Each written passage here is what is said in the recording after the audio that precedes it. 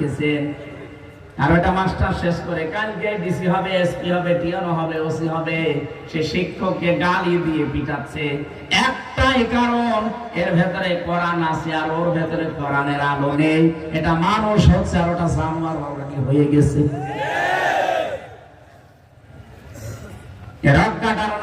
মুসলমানদের ইসলামপন্থীদের ভেতরে লাগিয়ে দিয়েছে জালেমরা, এই কারণে মানুষ যেন এদের কাছে না আসে। একটা মানুষের রগ কেটে দেওয়া, এর মতো মানবতা বিরোধী অপরাধ আছে এদের ভেতরে। আমার ভিডিও আছে, আজকে আসার সময় দেখছিলাম 5 আগস্টের এই দিনে একটা ছেলে হেঁটে যাচ্ছে আর একজন তরবারি নিয়ে এক কোপে তার হাতের উপরে। দেখেন যে ভিডিওটা, আপনি বলেন দেখো মানুষ বলা যায়? জীবিত মানুষকে আপনি কোপ দিচ্ছেন। বিশ্বজিৎ হত্যার যে মামলার আসামি প্রধান আমার সাথে জেলখানায় ছিল, আমাদের মাঝে মাঝে এসে কান্নাকাটি করতো যে জীবনে ভুল করে ফেলেছি, কি করলাম। একটা হিন্দু ও বারবার আমাকে বলছিল যে ভাই কিসের জামাত, কিসের শিবির, আমি তো মুসলমানই না। আপনার যদি বিশ্বাস না হয় আমার কাপড় তুলে দেখেন। তারপরও আমরা তাকে ছাড়ি নাই, কোপ দিয়ে শেষ করে দিয়েছি। অথচ আজ আমি কি করলাম? 30 বছর আমার জেল, কত 30টা বছর আমার জেলখানা লাগবে। আমার মা বাবা আমার আর খোঁজ নেয় না, আমার দলীয় লোকও কোনো পরিচয় আর নেই আমাদের সাথে। জেলখানায় একটা টাকাও কেউ পাঠায় না। মানবেতর জীবন যখন এখন উল্টাপাল্টা করে চলা লাগে। কার ইশারায় কি করছেন আপনি? একবার 4 দেওয়ালের মাঝে যান, কোনো মহারথী আপনাকে বাঁচাবে না। এজন্য নিজের সরকার নিজে তেল দেন, নিজে ভালো হয়ে যান। উল্টা পাল্টা কাজ করে যদি সত্যি ধরা পড়ে, মনে করছেন আমার অমুক বাবা আছে, বাঁচাবে। কিসের বাবা? গোয়েন্দা রিপোর্ট কিন্তু খুব খারাপ আসতেছে সামনে। আমি আজকেও একেবারে সর্বোচ্চ পর্যায়ে একজনের সাথে কথা বলেছি, মনে বলছে আমরা খুব পর্যবেক্ষণে রেখেছি একেবারে সারা দেশটা, দেখতে চাচ্ছি কে কেমন কাজ করে। আপনারা যা করছেন সতর্ক করলাম, এরপরও যদি আপনি না থামেন আপনার অবস্থা জালেমদের মতোই হবে। সত্যের সাক্ষ্য দেওয়ার জন্য সারায় দাঁড়িয়ে যায়। পৃথিবীর ইতিহাস বলছে এই মানুষগুলোর শত্রু বেড়ে যায়। আরে ভাই, আমিও যদি কোরআনে কারিমের দাওয়াত ওই সেই 13 সাল থেকে 11 সাল থেকে শুরু করতাম, বাবা কাঁদো কাঁদো, আমিও কাঁদতাম, আপনারাও কাঁদতেন, কেঁদে কেটে শেষ হয়ে যেতাম না, কিছুই হতো না। আমি কোরআন যেই দিন বুঝেছি সেদিন দেখেছি আল্লাহু ইয়াসিমুকা মিনান নাস। হে নবী, যদি কোরআনে কারীম সঠিকভাবে প্রচার করেন, বিপদ আপদ যদি আসে আমি আল্লাহ আপনাকে বাঁচাবো। ইয়াসিমু এটা মুসারের বর্তমান ভবিষ্যৎ, প্রেজেন্ট ফিউচার, শুধু আপনাকে না, কিয়ামত পর্যন্ত। কিয়ামত পর্যন্ত এই আয়াতটা কোরআনে থাকবে, যেহেতু ভবিষ্যৎ আছে এর ভেতরে। কিয়ামত পর্যন্ত আপনার মতো বিশ্বাস নিয়ে যারা কোরআন প্রচার করবে, আল্লাহর জন্য যারা সত্যের সাক্ষ্য দেওয়ার জন্য দাঁড়িয়ে যাবে, আমি আল্লাহ নিজে তাদেরকে বাঁচাবো। আল্লাহ আমারে প্রথম ওই 11 সালে বাঁচিয়েছেন, নয়তো ওই সময় যে গাড়া কলে ফেলে দিয়েছিল জালেমরা, আমার তো বের হওয়ারই কথা না। অথচ সেই লোকটা ছেলে দিয়েছে। আমি একেবারে এই যে কোরআন সামনে নিয়ে বলছি, তার 2টা মেয়ে তার 3 দিনের ভেতরে পালিয়ে চলে গেছে। সে এখন নিজেও পাগলের মতো।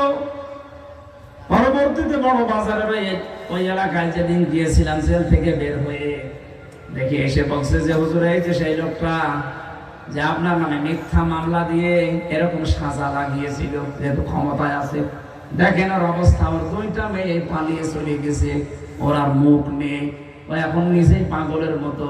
ওর বোর মাথাও খারাপ হয়ে গেছে ওর মেয়েদের শোকে। তাও 2টা মেয়ে চলে গেছে ভালো জায়গায় না, 2টাই গেছে নেশাখোরের সাথে। এই জন্য বউটা পাগল, ও নিজেও এখন পাগল হয়ে দেখেন হাফ প্যান্ট পরে দাঁড়িয়ে আছে, খালি নাচে এইভাবে। মানে এটা আমার জন্য না, এটা কোরআনে কারিমে বাধা দেওয়ার ফল। আপনি আজকে দেখেছেন ভিডিওতে কোন দেশে, যেমন ফ্রান্সে না কোথায়, কোরআনের কারিমের উপরে লাথি মারছে, কোরআনের পৃষ্ঠাগুলো ছিঁড়ে ছিঁড়ে পায়খানা সে আপনি মুছতেছে। এই জন্য আল্লাহ সরাসরি সামনাসামনি তারে ধরেছে, মুখটা করে দিয়েছে সাপের মতো, আর পা ফুলে সেরকম বালিশের মতো হয়েছে। দুনিয়াতে যারা সত্যের সাক্ষ্য দেওয়ার জন্য দাঁড়ায় তাদের বাঁচাবে কে? তাদের বিরুদ্ধে কেউ দাঁড়ালে তাদের ধ্বংস করবে কে? এখানে কোন ব্যক্তি, কোন গোষ্ঠী, কোন দলের উপরে রাগ করতে গিয়ে আপনি যেন অবিচার করে না ফেলেন। এই জন্য তো বারবার আমরা সাবধান হচ্ছি, যে যতটুকু অপরাধ করেছে তার শাস্তি দেন, তার শাস্তি যেন অন্য কেউ না পায়। ন্যায় বিচার কায়েম করো। এইটাই হচ্ছে দুনিয়ায় তাকওয়ার নিকটবর্তী জায়গা। আমরা মনে করি তাকওয়া মানে বিশাল সোফা গায়ে দিয়ে, পাগড়ি মাথায় দিয়ে, হাতে তসবিহ নিয়ে শুধু সুবহানাল্লাহ পড়া। কে বলে আপনাকে? তাকওয়া শব্দের শাব্দিক অর্থ হচ্ছে আপনাকে ওই কাজের জ্ঞান এবং যোগ্যতা অর্জন করে সুচারুরূপে আঞ্জাম দেওয়া লাগবে।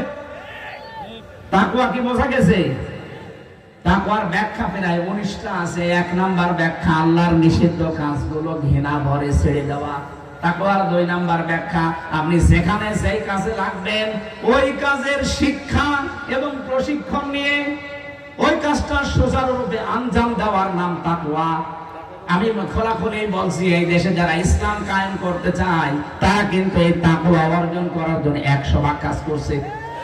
আপনি যে কোনো বিভাগে দেখেন, চিকিৎসা বিভাগ, শিক্ষা বিভাগ, আদালতে, আইনে, প্রশাসনে, যেখানেই দেখবেন শুধু লোক তৈরি করা না, লোককে তৈরি করে শিক্ষা দিয়ে, প্রশিক্ষণ দিয়ে ওই জায়গা যেন দুর্নীতি মুক্ত করা যায়, এভাবে 100 ভাগ কাজ চালিয়ে যাচ্ছে। এটার আরবি নাম তাকওয়া। ন্যায় বিচার যদি কায়েম না হয় এদেশে তাকওয়া বলে কিছু থাকবে না। কারণ ন্যায় বিচার কায়েম করো, হুয়া আকরাবু লিত্তাকওয়া। আকরাবু ইসমে তাফসীর, এইটাই নিকটবর্তী পন্থা তাকওয়া। আত্তাকুল্লাহ, আল্লাহকে ভয় করো। কেন আল্লাহ আবার পরে আত্তাকুল্লাহ দিলেন? হে বাংলার মুসলমানেরা, এই তাকওয়া শব্দের ব্যাখ্যা যদি বাস্তবে আপনি নিয়ে আসতে না পারেন, আপনার পরবর্তী প্রজন্ম যারা আসবে তারা সত্যি সত্যি বেঈমান হয়ে যাবে। এই আয়াতের ব্যাখ্যায় আমি অনেকগুলো ঘটনা পড়েছি। এই যে আব্দুল কাদের জিলানী রহমাতুল্লাহ আলাইহি বলা হয় যে হুজুর দোয়া করেন যেন ছেলে মেয়ে তাদের মতো হয়। এমনি হবে? আব্দুল কাদের জিলানীর মায়ের পেটের দিকে তাকান। তার মা এই যে পেটে তাকে ধারণ করেছিলেন, উনি এসে একদিন বলছে, মা তুমি সত্যি করে বলো তো, আমাকে পেটে রাখা অবস্থায় কোনো হারাম কাজ করেছো? বলে কেন? যা পড়ি আমার পড়া মনে থাকে না, আমার মনে হয় আমাকে পেটে রেখে কোনো হারাম কাজে তুমি লিপ্ত ছিলে।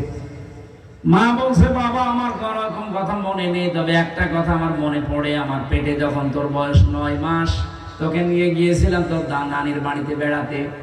ওঠানের উপরে আচার দেওয়া ছিল, শোকাতে রোদে ওটা তুলে খেয়েছিলাম। অত জানলাম যে ওটা পাশের বাড়ির একজন রোদে শোকাতে দিয়েছে। ও বাবা আব্দুল কাদের, মানুষের জিনিস পেটে রাখা অবস্থায় না বলে খেয়েছিলাম, এই কারণে মনে হয় তোর মেধার উপরে এর প্রভাব পড়েছে, এই জন্য পড়া মনে থাকে না।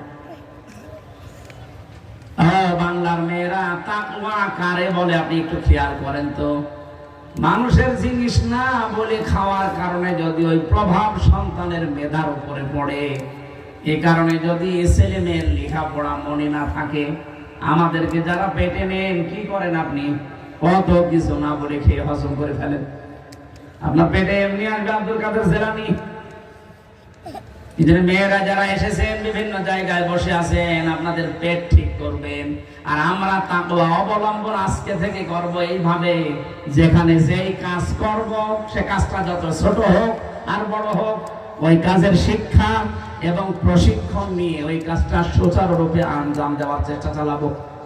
আল্লাহ আমাদেরকে তৌফিক দেন আয়াতটা মেনে চলার। ইন্নাল্লাহা খাবীরুম বিমা তা'মালুন, অবশ্যই আমি আল্লাহ খবর রাখি তোমরা যা করো। আল্লাহ যেহেতু সব জানে, সব খবর রাখে, এই জন্য তাকে সাক্ষী রেখে সত্যকে প্রতিষ্ঠা করার জন্য, ন্যায়ের সাক্ষী হওয়ার জন্য প্রত্যেকের জায়গা থেকে চেষ্টা করি। আমিন। আমার জেলখানায় লিখিত নারী এবং পুরুষের উপরে বই লেখা আছে, দাম্পত্য জীবনের সমস্যা এবং তার সমাধান কি হবে। এটা আমার মনে হয় স্টেজে আছে বা গাড়িতে আছে, কোন জায়গায় যাওয়ার সময় মেয়ের জন্য নিয়ে যাবেন, বর জন্য নিয়ে যাবেন, পুরাটা পড়াবেন। সংসারে আমি আশা করি শান্তি আসবে। যেহেতু আজকে আমার 3টা হয়ে গেছে আর আমার ঘুমানোর টাইম, 11:30 বাজে, আজকের মতো বিদায় দিচ্ছি। আমিন, আল্লাহুম্মা আমিন।